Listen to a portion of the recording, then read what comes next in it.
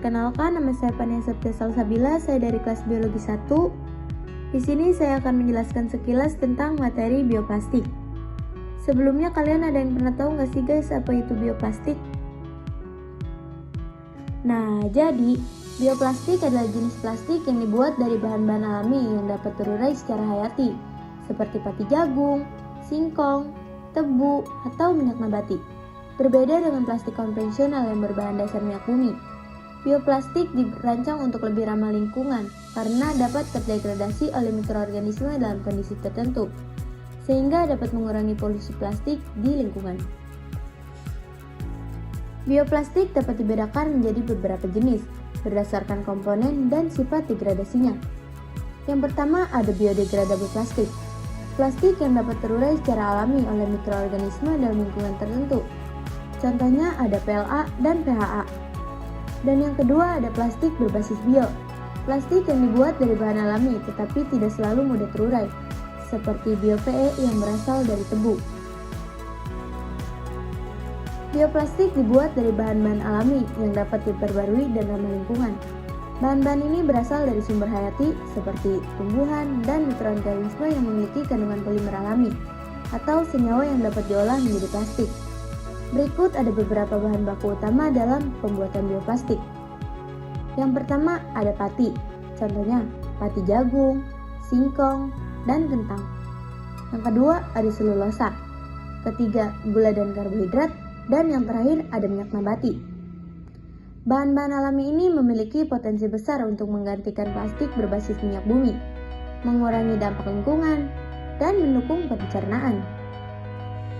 Berikut keunggulan bioplastik. Yang pertama ramah lingkungan atau dapat terurai secara alami dan mengurangi polusi plastik. Yang kedua bahan baku terbarukan yang terbuat dari sumber alami seperti jagung dan tebu, mengurangi ketergantungan pada minyak bumi. Yang ketiga aman untuk kesehatan, tidak mengandung bahan kimia berbahaya seperti BPA. Dan yang terakhir jejak karbon lebih rendah. Produksi bioplastik menghasilkan emisi karbon yang lebih sedikit. Adapun kekurangannya sebagai berikut.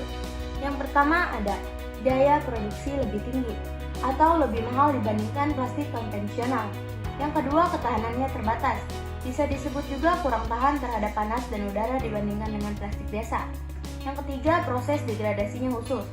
Membutuhkan kondisi tertentu untuk dapat terurai dengan baik. Dan yang terakhir persaingan dengan pangan. Penggunaan bahan baku seperti jagung dapat berdampak pada ketersediaan pangan. Ada juga penerapan bioplastik dalam kehidupan.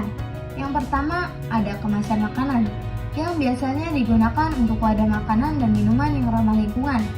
Yang kedua, peralatan makan sekali pakai, seperti sendok, garpu, dan piring, yang terbuat dari bioplastik yang mudah terurai. Yang ketiga, ada kantong belanja ramah lingkungan yang terbuat dari bioplastik. Yang keempat, ada produk medis, yang digunakan untuk produk medis seperti benang jahit bedah yang mudah terurai. Dan yang terakhir ada pertanian, mulsa plastik biodegradable untuk mengurangi limbah plastik di lahan pertanian. Penerapan bioplastik membantu mengurangi dampak lingkungan plastik konvensional. Masa depan bioplastik menunjukkan potensi besar untuk menggantikan plastik konvensional. Dengan pengembangan teknologi, biaya produksi dapat diturunkan dan kualitas bioplastik ditingkatkan untuk aplikasi yang lebih luas. Peningkatan infrastruktur daur ulang juga akan mendukung keberlanjutan, mengurangi limbah plastik. Selain itu, penggunaan bahan baku yang lebih ramah lingkungan, seperti alga dan limbah pertanian, dapat mengurangi dampak terhadap sektor pangan dan meningkatkan keberlanjutan bioplastik. Adapun cara pembuatan bioplastik. Proses produksi bioplastik melibatkan beberapa tahap utama. Yang pertama ada pengumpulan dan persiapan bahan baku. Bahan baku yang terbarukan seperti jagung atau tebu lalu diolah untuk menghasilkan monomer yang akan menjadi dasar pembuatan polimer. Yang kedua ada polimerisasi. Monomer yang dihasilkan kemudian diubah menjadi polimer melalui proses kimia. Tahapan ini merupakan tahap penting dalam menentukan karakteristik akhir dari bioplastik. Yang ketiga ada pembentukan dan pemrosesan. Polimer kemudian diolah menjadi berbagai bentuk produk, mulai dari kemasan hingga produk disposable.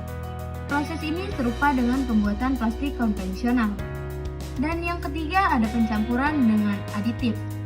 Pada tahap ini, aditif ditambahkan untuk memperbaiki sifat fisik dari bioplastik, seperti kekuatan, ketahanan terhadap suhu, atau kelenturan.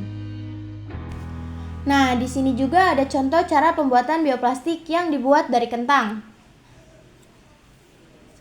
Untuk pembuatannya, pertama-tama kita akan mengekstrak pati kentang ke dalam wadah. Kentang dimasukkan ke dalam wadah hingga penuh. Setelah penuh, wadah ditutup dan mulai untuk di-blender.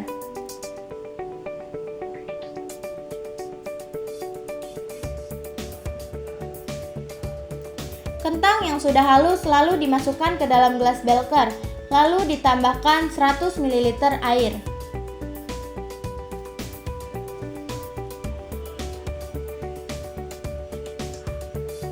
Selanjutnya, jus kentang disaring untuk diambil filtratnya. Filtrat merah yang dihasilkan merupakan campuran antara air, pati, dan beberapa senyawa organik lainnya. Filtrat kemudian dipindahkan ke gelas beker dan didiamkan untuk beberapa saat hingga patinya mengendap.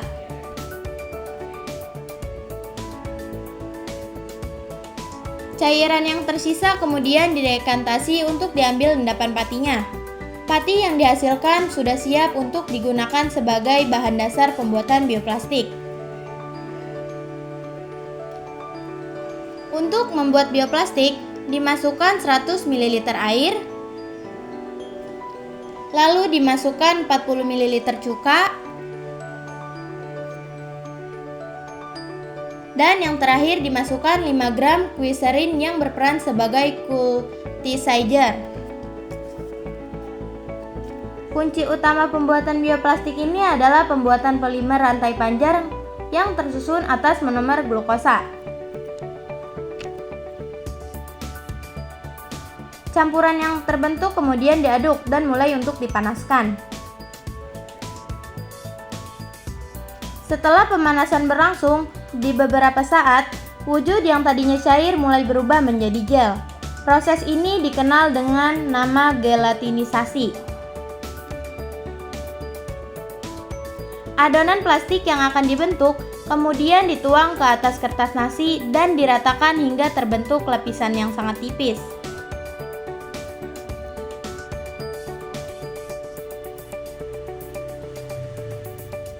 Adonan plastik ini kemudian dijemur di bawah matahari selama 2 hari.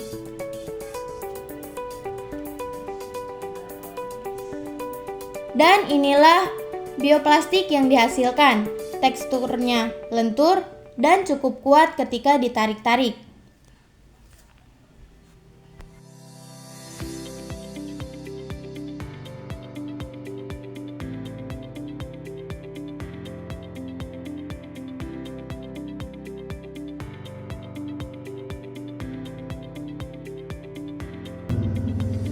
Jadi, kesimpulannya adalah bioplastik merupakan alternatif ramah lingkungan untuk plastik konvensional yang terbuat dari bahan alami dan mudah terurai secara hayati. Meskipun memiliki keunggulan seperti mengurangi pencemaran plastik dan mengurangi ketergantungan pada minyak bumi, bioplastik masih menghadapi tantangan seperti biaya produksi yang lebih tinggi dan keterbatasan dalam daya tahan. Dengan pengembangan teknologi dan infrastruktur daur ulang yang lebih baik, bioplastik berpotensi menggantikan plastik fosil dalam berbagai aplikasi, menjadikannya solusi yang lebih baik keberlanjutannya di masa depan.